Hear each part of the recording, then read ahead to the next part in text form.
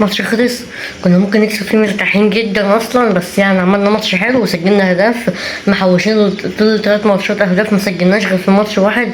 هاتريك وسام تاريخي، اول لاعب يسجل هاتريك في البطوله في اول نسخه من كاس العالم بالشكل الجديد. اللعيبه بتضيع فرص بطريقه عجيبه، وديانج رائع، والمدرب لسه ما حطش ايده على شكل الفريق حتى. مش عارف، يعني فرص بتضيع بشكل غريب والله العظيم. يعني قولي بس والله العظيم، والدفاع خرا والشناوي خرا، مش عارفين يقفلوا على اللعيبه كويس، مش عارفين نمسك نفسنا شويه بعد ما جبنا التالت والتاني، مش عارفين نمسك نفسنا بس شويه، نمسك نفسنا ما يخشش فينا اهداف. كنا ممكن نتأهل بفرق هدف حتى ولا حاجه. وانتر ميامي وباريس وبالميراس قصدي تعادلوا.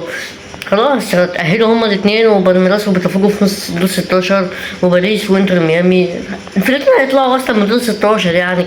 واحنا كمان كنا هنطلع، بس يبقى عملنا حاجه في اول نسخه. احنا الفريق العربي الوحيد اللي جاب فيه لاعب هاتريك اهوت ومسجلين، واحنا الفريق العربي الوحيد برضه ان فينا سجل اهداف بشكل عجيب وضيعنا فرص بشكل عجيب. سجلنا 4 اجوان وضيعنا 5 ولا 6 اجوان. بن شرقي بيضيع، قفشه بيضيع، جراديشير بيضيع، احمد نبيل كوكا بيضيع، مين تاني بيضيع، كل اللي في لعيبه كتير بتضيع والله العظيم.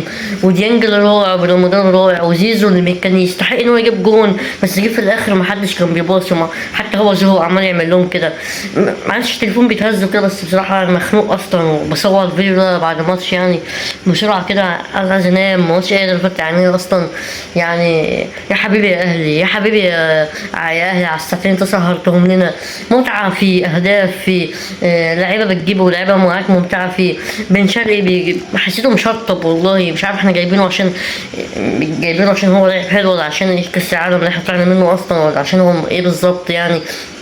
تريزيجيه برضه يعني قراراته عجيبة وغريبة، مش عارف في ايه برضه.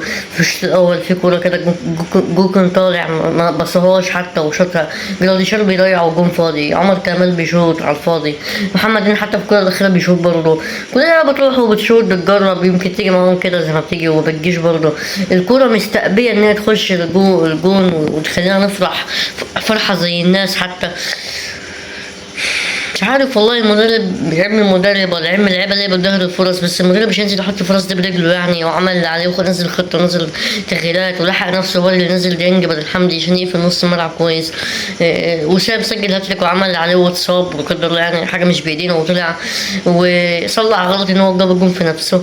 الماتش بتاع بالميراس يعني قدر الله مش عارف فعلا. عملنا ماتش حلو في البطوله، ماتش وشوط بتاع انتر ميامي، وماتش بتاع بورتو جامد عملناه جامد، بس ماتش بالميراس خرب، ما عملناش حاجه تاني، هو شوط وماتش بس. والله العظيم لو كنا كسبنا ماتش انتر ميامي وخدنا منه نقطه، او خدنا نقطه بتاعت النهارده من بورتو، وكسبنا انتر ميامي في الشوط الاولاني بالفاصل اللي ضيعناها، كنا زماننا متاهلين ومرتاحين ومبسوطين وبنفرح وبنرقص دلوقتي. بس شكرا للعيبه، انتوا استرجلتوا في اخر الماتش.